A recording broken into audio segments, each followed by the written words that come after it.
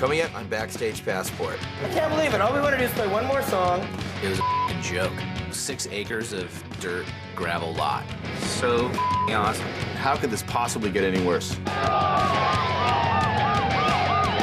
have no exit strategy.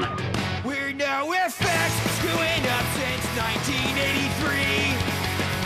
But these days we've got mortgages and families.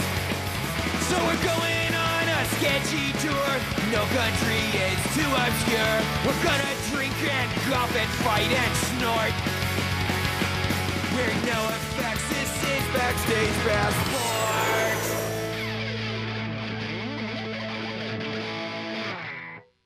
NOFX, we're a punk rock band that's been around forever. Touring the US, it gets a little boring. We came on this tour to play crazy, chaotic shows, and we found it when we got to Chile. But next is Ecuador and Argentina, and things are kind of falling apart. Ecuador, the show is on tennis courts, which were rented out by rich kids who just pretty much hired NOFX to play their country club. Totally uncovered, exposed wires. What happens if it rains? That's how people die.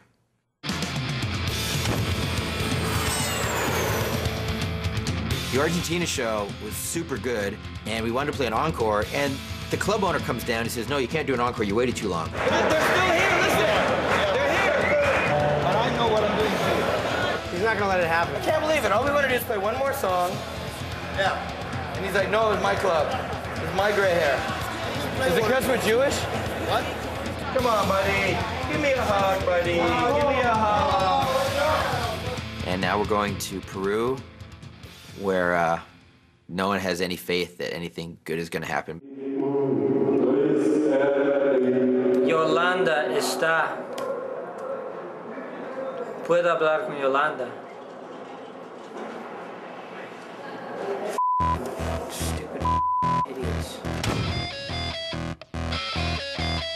Peruvian promoter, we don't even have a deposit from. They've said they've sent deposits. He's a Peruvian flake. Total Peruvian flake.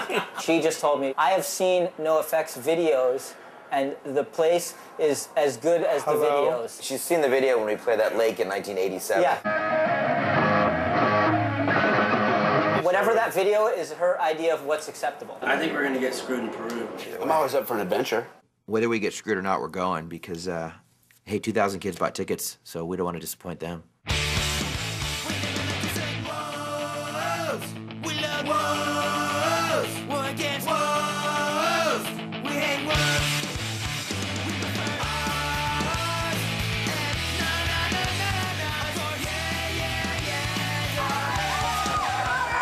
So we arrived Peru, and the airport is full of fans. They're going crazy. Tons of kids there, and they all want autographs, and they all want to put us in headlocks. Peru is one of the countries, it's not a normal stop for bands, and this is really the only chance for these kids to get to see us, because Peru, you know, it's far. That was pretty cool to have all those kids waiting for us in the airport. They were stoked we were there. This show has to be great. I know, it's gonna be great. A lot of these places, we get to the airport, and me, or El Jefe, or Melvin, we get recognized, and it really never happens to Smelly. No one recognizes me.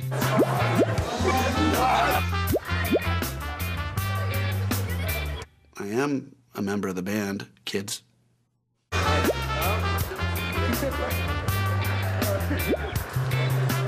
We arrived to Peru, and finally I get some frickin' recognition. Here, they finally recognized it.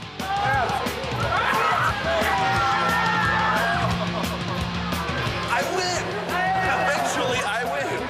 It gives me a sense of excitement that this show's gonna go off. You think if I start running, they'll start chasing me?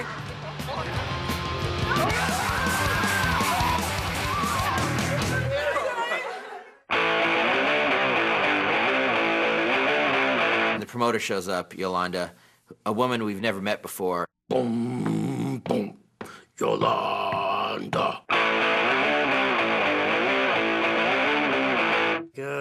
This doesn't feel right. Something Something's gonna go down. Are we sure she's the actual Yolanda? One of our friends in Argentina described her as a beast of a woman, so I got a feeling that's her.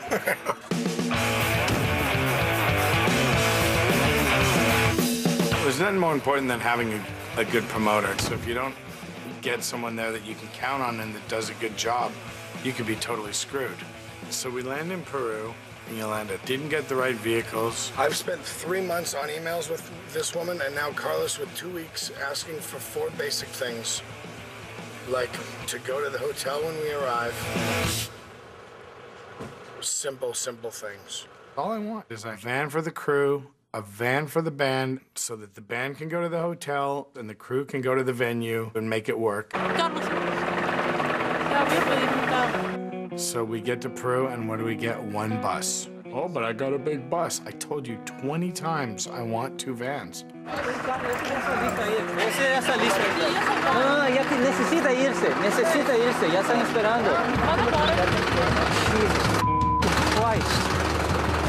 Things aren't working out exactly how they should be, but it's gonna work out, and just, you know, be nice. Some of our crew members sometimes they're mean and make people cry, and we're pretty nice, and sometimes they get real mean. But they're totally faulty here, so you'll be here for like an hour in here just cooking. So they're faulty. We're being nice right now, but nothing's happening. Making someone cry isn't gonna make it happen any faster. Hey, Carl. But it's just that kind of it makes you crazy. This so-called promoter that's supposed to have organized, and nothing's organized for you. It's just very frustrating. Yeah, we're gonna get the out of here because this ain't gonna happen. So we just took things into our own hands and just made it happen. We need our crew to help pull things together. If we just left it up to the promoters, it would never happen. Vámonos! The crew and everybody has to go to the venue, and the band has to go to the hotel and do what they gotta do. I bet it'll be a really good show, and we'll be happy we came here. We're driving up to the venue. Wow! It was a f***ing joke. It was an empty field. It was 6 acres of dirt, gravel lot. Wow, we're gonna actually have to make this somehow happen. So f***ing awesome. It was definitely a nightmare. God knows what's in our future. It can only get better, I'm sure. And by better, I mean worse.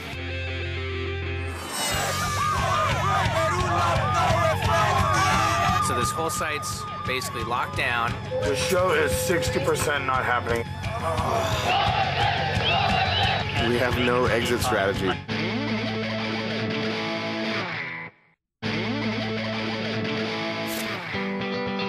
We pull up to this empty dirt lot. In 17 years or so with this band, I've never seen a venue in such bad shape. Prime directive here in the dirt field, be nice. Let's go up on the stage where we're not in the dirt. I was feeling pretty, like, yeah, we're in Beirut, you know. There was part of a stage erected and no backstage. There was no food, no water, no help, no loaders. Wow, we're gonna actually have to make this somehow happen. Dodgiest place on earth, but the best fan of the whole tour. There's hope. Yeah, okay, now we're back in business. Look at the plug. My luggage? That rules. We got the memo. We're supposed to be nice. Everyone here has been super cool. There's nothing there. There's no bathrooms. There's no nothing. Power, no power, no power. Well, you can't run a PA or make sound without some kind of electricity, so it was pretty retarded. Kent's got to get a hold of Yolanda and send somebody down here. After our initial meeting, Yolanda pretty much never came back and didn't answer her phone from that point on. She sent me a note. We will be back at 3 sharp or 2:50. She was extremely evasive. Where she was, I do not know. Every step of the turn, it was just like, oh, this is bad. This is the worst it's ever been. How could this possibly get any worse? Ding, ding. Cop showed up with some suits, said there's no permits for the show, and that there can't be a show here. Cops are there, there's no permits, there's no show. Oh, that's good. No permits, cops are there, no show. But dinner is going to be awesome, I understand.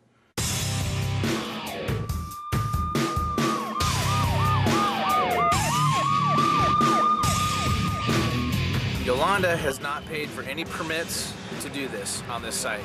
So this whole site's basically locked down, police at both entrance and exit doors, and we can't leave until the permits are paid for. We're just sitting around waiting to go to jail or something, I guess.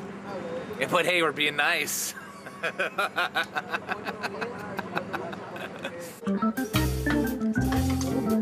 Wow.